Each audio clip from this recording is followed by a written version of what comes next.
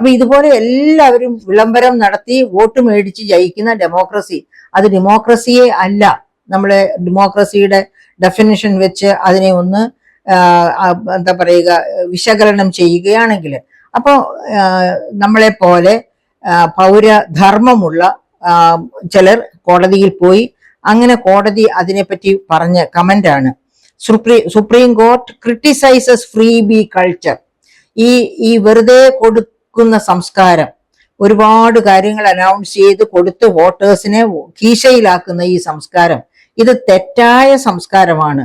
ഈ സംസ്കാരം ഡെമോക്രസിയുടെ വേരറുക്കുന്ന സംസ്കാരമാണ് എന്നാണ് കോടതി പറഞ്ഞത്.